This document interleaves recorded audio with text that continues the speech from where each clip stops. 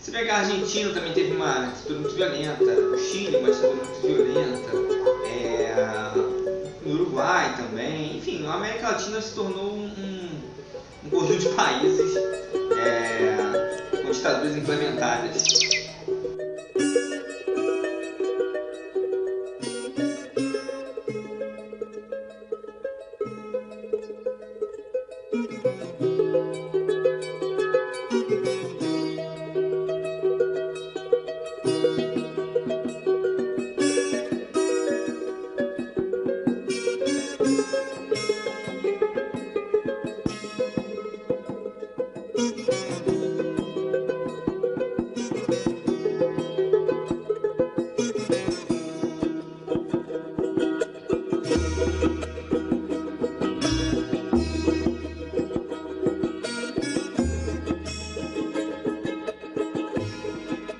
Depois da Segunda Guerra Mundial, o mundo ficou dividido entre dois grandes blocos econômicos, políticos, ideológicos, o bloco soviético, o bloco socialista, liderado obviamente pela União Soviética, e o bloco capitalista, liderado pelos Estados Unidos.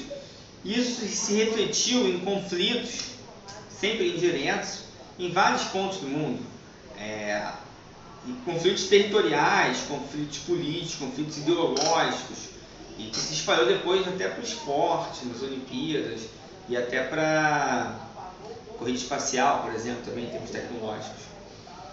Na América Latina, isso ficou muito marcado pela questão das ditaduras militares, que se instalaram principalmente nos anos 60.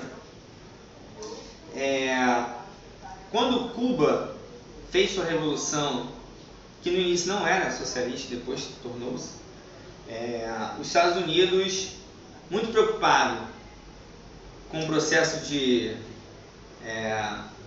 cubanização da América Latina, ele começa a apoiar golpes militares em vários países, inclusive no Brasil.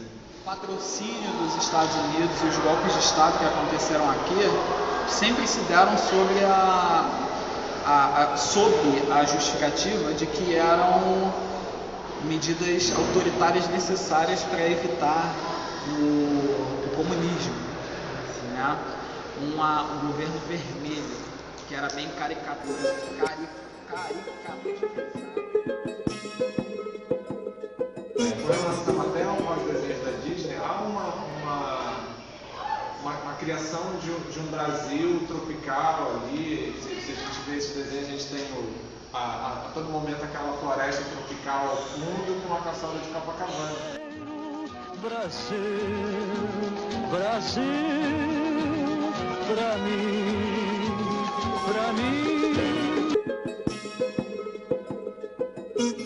O nosso golpe militar foi em 1964. O Brasil, então, ele brecou violentamente essas manifestações de estudantes, artistas, intelectuais, religiosos, políticos, e boa parte da população em geral desencadeando choques com a polícia nas principais capitais. Rio de Janeiro, São Paulo, Belo Horizonte. Então houve uma resposta repressiva muito grande ao movimento estudantil, por exemplo, dessa época, aos partidos comunistas. E essa ditadura, ela foi se aprofundando a partir de 68, só foi terminar em meados dos anos 80.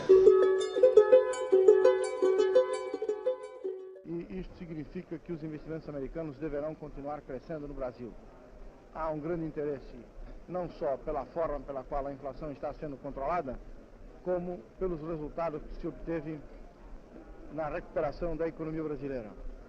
Estamos encontrando um ambiente muito bom para os investimentos no Brasil. Agroeconômico entre 68, que é mais ou menos na década de 70, né? E aí você tem hoje no Brasil, apesar dessa típica transferência de renda para a sua família, entre os programas assistencialistas, você tem acentuado o processo de desigualdade social, a disparidade, principalmente entre as áreas mais pobres, como Nordeste e Norte, e as áreas mais desenvolvidas, que é o Centro-Sul brasileiro.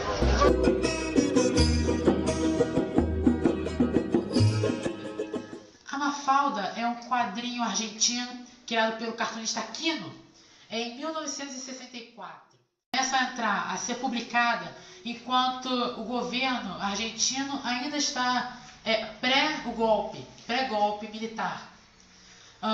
Ela começa com o presidente e Quino começa a criticar as atitudes do presidente da época. Só que ele não sabia que depois, quando desse o golpe e começasse outra ditadura, né, que já havia ditaduras na América Latina anteriormente, quando começasse outras ditaduras, o governo ficaria ainda pior, teria ainda mais coisas para ele criticar. Começou a ditadura, Quino continua criticando e critica através da garotinha Mafalda, que é uma garota que não aceita o mundo como ele realmente é e começa a falar coisas feministas, contra o comunismo, contra até mesmo o capitalismo. E fala sobre Karl Marx e fala sobre vários pensadores e se mantém sempre contra o regime que está em voga. Me parte el alma ver gente pobre. ¿A vos no? Yo no tengo nada contra los pobres, ¿viste? Todo lo contrario. Creo que necesitan ayuda y protección. Y aún más, soy una convencida de que la gran mayoría de la gente que es pobre no lo hace por maldad. ¿Pero qué maldad, Susanita? Habría que dar techo, trabajo, protección y bienestar a los pobres. ¿Para qué tanto? Bastaria con esconderlos. Depois da ditadura militar, a Argentina passou por um processo que acabou destruindo suas indústrias, né? E entra num grande âmbito da ruralização do país. Com isso gerou, né, a invasão das divisas, né, a pouca preocupação dos governos, né, pós-ditadura, em conseguir manter essa estrutura do capital na Argentina. E com isso ela passou por dois processos de calote, um no início dos anos 2000 e outro hoje na atualidade. O que eleva o processo de desigualdade social, da concentração de renda em Buenos Aires, principalmente na Recoleta e Palermo, né, e as outras áreas do país como Córdoba, Mendonça, né, Puerto Iguaçu, mais pobres, né, ou seja, há uma forte distinção entre o interior e a metrópole que é Buenos Aires, né, logo um processo de macrocefalia urbana.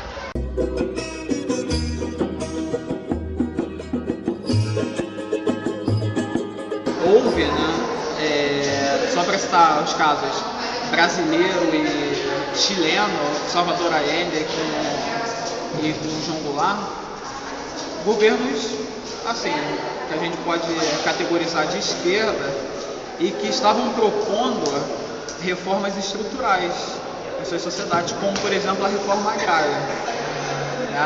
Talvez a gente possa dizer que os interesses das elites desse país, as elites econômicas, estavam afinados também com os interesses norte-americanos e que isso justificou a intervenção armada, né, de Pinochet e aqui do exército brasileiro.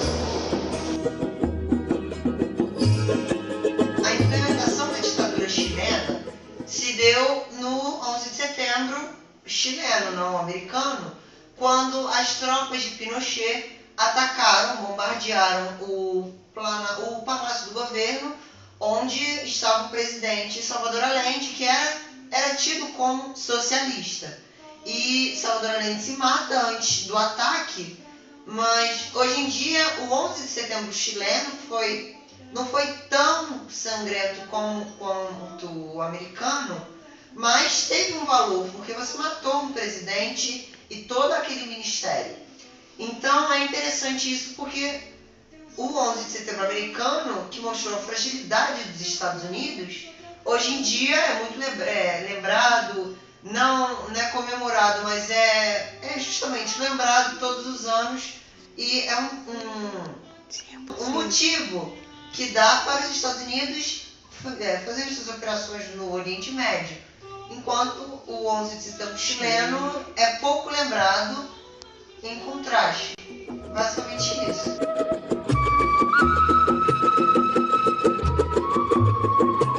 A ditadura chilena também foi bem dura com o pessoal que produzia música, inclusive com as músicas de protesto, e a gente tem um exemplo, por exemplo, do músico chamado Vitor Hara, que é um músico que vai ter um embate muito grande com esse poder, né, do Pinochet, e vai produzir uma obra incrível e vai ser assassinado pela própria ditadura chilena. Então vale a pena a gente dar uma olhada na história do Vitor Jara e perceber nos seus versos isso que a ditadura chilena traz para esse continente. Eu acho que ele traduz bastante as questões ali daquele movimento da ditadura no Chile.